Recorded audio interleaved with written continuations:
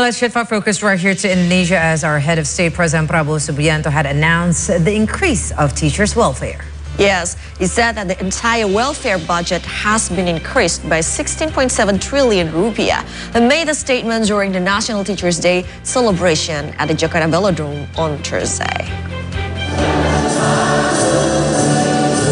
President Prabowo Subianto attended the celebration of the National Teachers' Day in Jakarta Velodrome on Thursday. The president announced that the teachers will receive an increased pay, while teachers who are non-civil servants will receive an additional 2 million rupees monthly. The president also extended his gratitude to all teachers, aside from mentioning that the government will do their best in accommodating their needs. Kita telah meningkatkan anggaran untuk meningkatkan kesejahteraan guru ASN yang berstatus PNS dan P3K serta guru-guru non-ASN. Guru ASN mendapatkan tambahan kesejahteraan sebesar 1 kali gaji pokok. Guru-guru non-ASN nilai tunjangan profesinya ditingkatkan menjadi 2 juta rupiah per bulan. Tahun 2025 terdapat 1.932.666 guru yang bersertifikat pendidik, yaitu 64,4%. Terdapat peningkatan sebanyak 650 guru bersertifikat dibanding tahun 2024. Hanya satu yang utama, yang paling penting saya ingin lakukan pada kesempatan ini. Saya ingin menyampaikan terima kasih dan penghargaan yang sebesar-besarnya untuk para guru di seluruh Indonesia.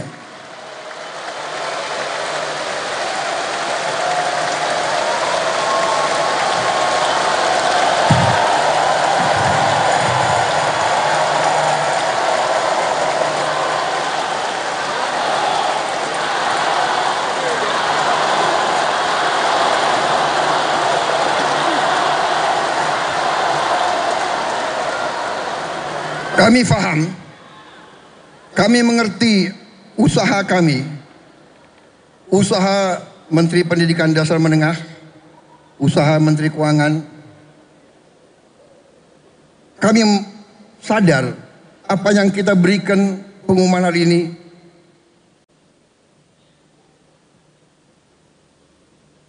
belum yang saudara-saudara perlukan. Tapi ini adalah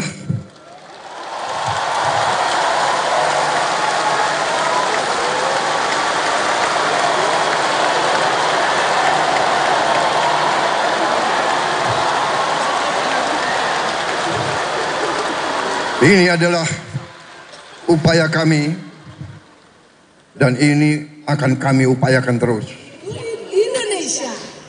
The government has also allocated 81.6 trillion rupees for teachers' welfare in 2025. This is 16.7 trillion rupees higher than the current budget. The government will conduct training for more than 806,000 teachers who are civil servants and non-civil servants alike.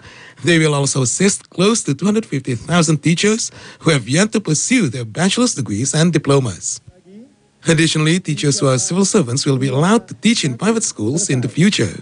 Selanjutnya, mari kita simak bersama kebijakan yang memungkinkan para guru bekerja tidak hanya di sekolah negeri, tetapi juga di sekolah swasta. Sebagai informasi Bapak Presiden, kami sedang menunggu terbitnya surat keputusan Menteri yang menyebutkan bahwa guru ASN tidak hanya bertugas di sekolah-sekolah negeri, tapi juga bisa bertugas di sekolah swasta. Ini merupakan respon kami terhadap aspirasi para guru dan aspirasi masyarakat, khususnya penyelenggara pendidikan swasta. The Prabowo administration places education as one of their main priorities. The president also said that education has received the most amount of state funds for the first time in Indonesian history. Handira Putri and C. Rizky for C Today. Thank you, Mr. President. Now, as we know, there is a saying right here for us in Indonesia, pahlawan tanpa jasa. Tanpa tanda jasa. Tanpa tanda jasa, Yes. for our teachers or educators or our unsung heroes. So knowing that there will be an increase on their welfare is just, bringing lights, into our hearts. And definitely, again, during the speech, our president also mentioned that he and the government is planned to install advanced televisions in schools, including those in remote areas, to support the learning activities in Indonesia and across Indonesia, schools across Indonesia. As I quote, he said, "I will soon install advanced television in all schools across Indonesia, and through this television, we will broadcast all the necessary educational materials." So it's great to see that this underlying the remote areas of Indonesia, because we know in major cities of Indonesia, of course, our education system is, up and above, but we have so many remote and suburban area across Indonesia that is very untouched in regards to infrastructure. Even the school buildings and whatnot, the cleanliness, the human resources of the educators. And now it seems with President Prabowo Subianto and his administration that we will elevate everything together, whether that's the cleanliness of the school. Because it says right here, he also underlined the importance of ensuring that all schools offer students an adequate and clean facilities. And, starting that schools are central to national development. It is the grassroots. They are the younger generation. They are our future leaders. Hence, we need to take care of them and their education and their educators as well. Agree. All right. Yes, and this commitment has been shown through our budget. As being mentioned, 2025, the budget for the education is the highest ever. It's really? record high. So it is 724 trillion rupiah. In US dollars, it equals to 45 billion US dollars. I mean, I would pay my tax if I know it's going for this good cause. Why not? Because we all, as a citizen, we have to play our part, and that is how we will, submit ourselves to our greater Indonesia. We're up for our first short break of the day, folks, but when we return, we have more local news right here coming from Indonesia. Stay tuned on the Simon Show, only on C Today. We'll be right back.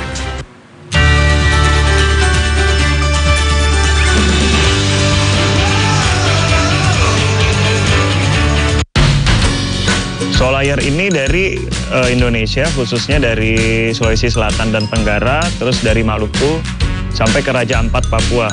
Untuk mama sendiri atau Polypterus ini dia itu cukup hardy sih. Jadi untuk range airnya sendiri bisa toleransi agak jauh. Jadi mungkin beberapa ikan cuma bisa di pH basah atau cuma bisa di pH asam. Dia bisa di pH sekitar 5 sampai 8 itu dia masih oke. Di sini saya pikir, wah ternyata kami bisa merasa nyaman dengan hunian tradisional itu yang tidak perlu AC. Sebenarnya karena kita di negara tropis gitu ya, maka rumah ini pasti otomatis harus arsitekturnya juga tropis gitu ya. Fungsi hunian itu bagi saya adalah tempat kita ingin kembali, di mana di dalam rumah itu kita merasakan nyaman, merasakan bahagia, mungkin dari sekarang hingga sampai kita tua nanti.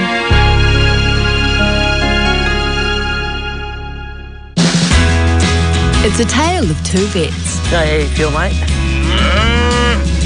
I really want to see if I can find a heartbeat on the little kids. 1, 2, 3. Come on, me, good girl. Good girl. He's quite bad, isn't he? Yeah, you can hear him. Yeah, you can hear him now. Jeez. We're going to look after her and try and make her all better. Hi, Mummy. Great, that's a lot better. Happy with that.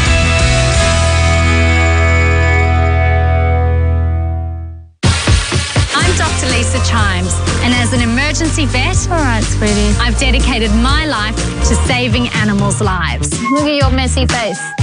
Now I'm venturing out of the hospital to raise awareness about animal welfare and give mistreated and abandoned pets a new start in life.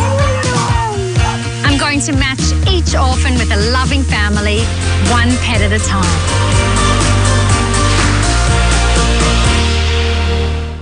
We have the latest global economy and business trends. U.S. Federal Reserve on Thursday slashed interest rates by 25 basis points. And astute analyses from experts on the current economic dynamics. We see right here the Dow Jones Industrial Average dropped to 159. Tune in to See Today Business live at 12:30 p.m. every Monday to Thursday and at 1 p.m. on Fridays. As the host of this year's summit, President of Brazil, President Luiz Inácio Lula da Silva, closed the Group of 20 or G20 summit on Tuesday and handed over the presidency to South Africa. Depois da presidência sul-africana, todos os países do G20 terão exercido pelo menos uma vez a liderança do grupo. Será o momento propício para avaliar o papel que desempenhamos até agora e como devemos atuar daqui.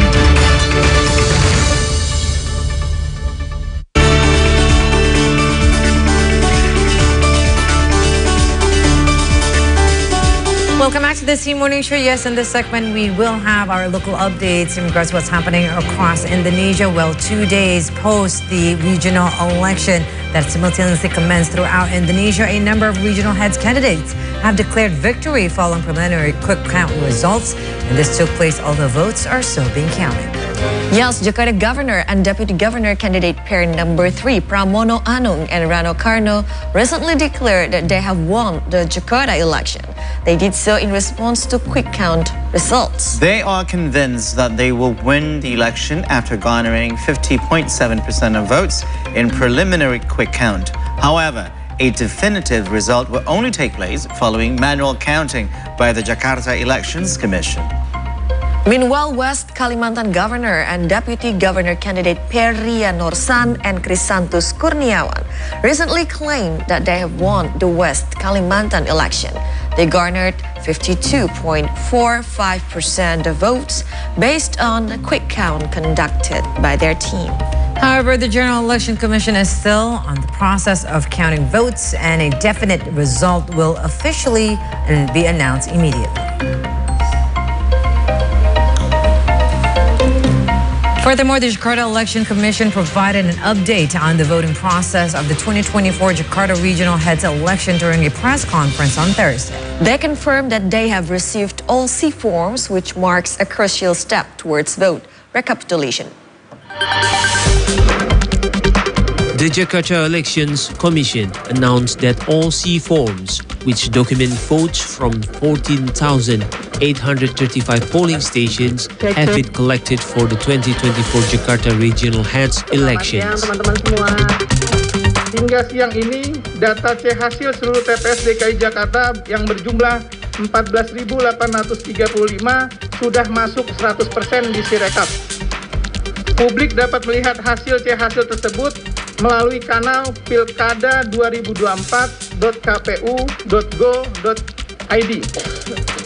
Rekapitulasi manual berjenjang tetap dilaksanakan sebagai dasar penetapan hasil penghitungan perolehan suara. The next phase of tiered manual recapitulation is currently underway and will run until December 9. This process uses the Sirekap system, which is a platform designed to support the recapitulation process. Perlu kami tegaskan bahwa Sirekap ini adalah alat bantu ya.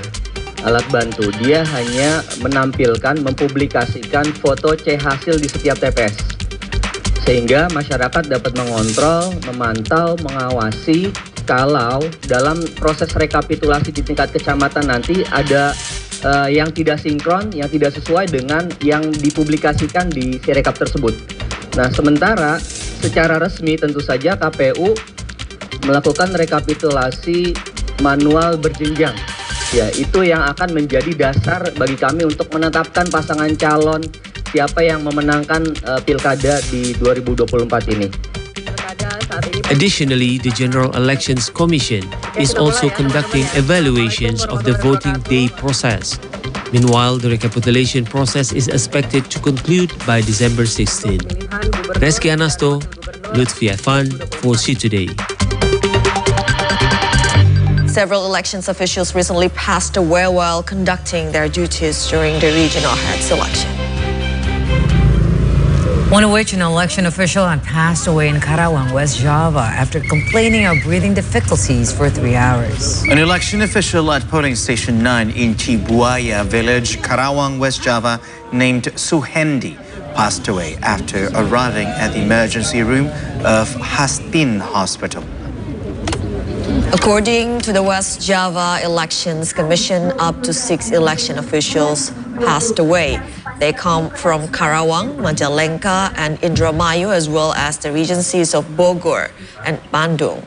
Now, these 6 individuals had died from exhaustion, and one among them also forced himself to perform his duties during election day, despite being sick. In addition, 52 election officials fell ill and suffered from exhaustion, as well as accidents during the regional heads election. The recent West Java regional heads elections involved 700,000 election officials and 35 million voters.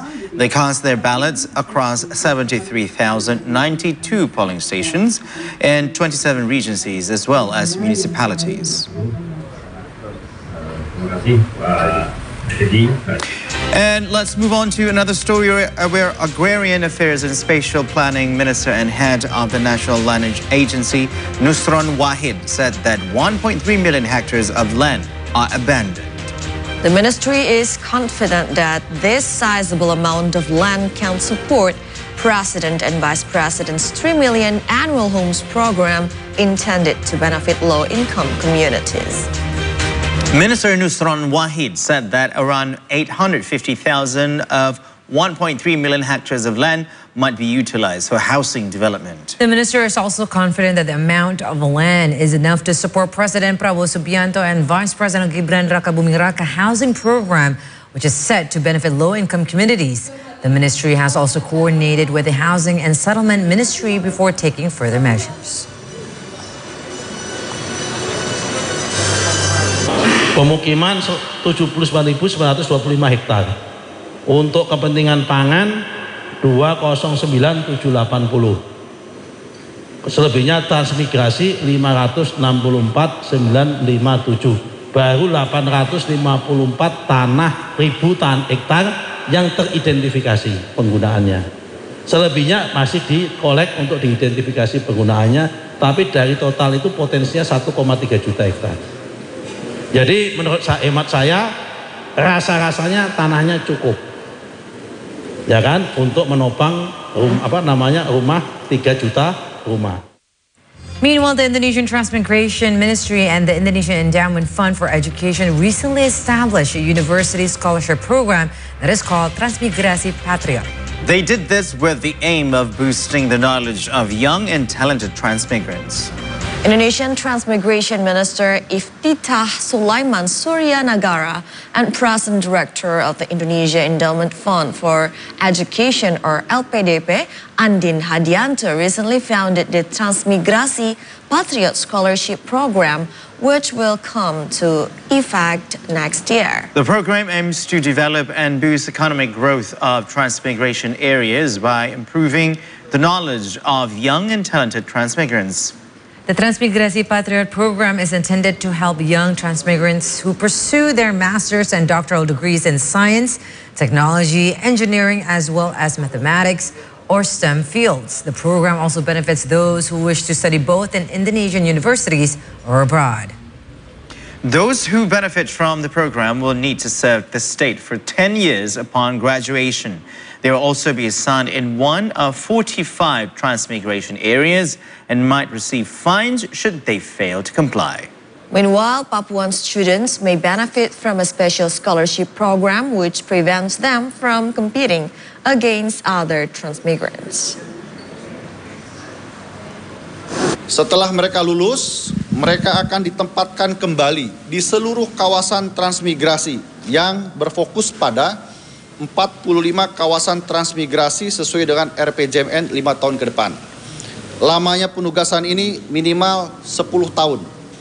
Jika mereka meninggalkan kawasan transmigrasi sebelum 10 tahun, mereka akan dianggap desersi dan dikenakan sanksi untuk mengembalikan seluruh dana yang telah diberikan negara untuk menyiapkan mereka. Khusus untuk Papua, nanti kita akan memberikan alokasi khusus sehingga mereka nanti akan bersaing dengan masyarakat Papua sendiri, tidak dengan masyarakat lainnya. Sehingga kita berharap mereka bisa membangun